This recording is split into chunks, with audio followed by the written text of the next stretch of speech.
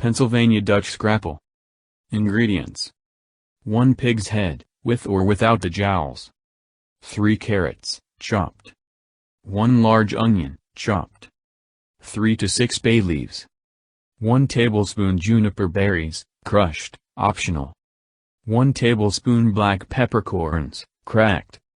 1 tablespoon freshly ground black pepper.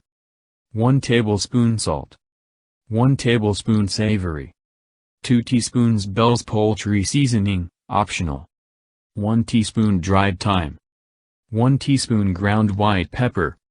½ teaspoon cayenne. 2 heaping cups cornmeal. ½ cup buckwheat flour. Directions: set the pig's head in a large kettle and cover it with water. Bring this to a boil and skim off all the scum that floats to the surface. When this is done, add the carrots, onion, bay leaves, juniper and black peppercorns.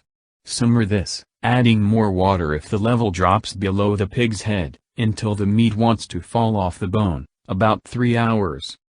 Carefully remove the pig's head and pick off all the meat and random bits.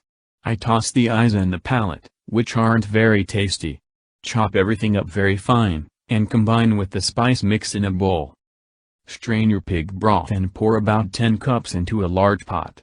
Bring this to a simmer and add the cornmeal and buckwheat flour, stirring constantly so you don't get lumps. Add salt to taste. Cook this, stirring often, about 30 minutes. Add the chopped pig bits in with the mush and stir well to combine. If you happen to be using the unflavored gelatin, now is when you would add it. Let this all cook for 10 minutes or so. Pour this into loaf pans, or a tureen pan. While not strictly necessary, it will make the scrapple easier to remove if you line the pan with plastic wrap first. Pack it in well. Let it cool to room temperature uncovered, then cover it with plastic wrap and refrigerate overnight before slicing and frying.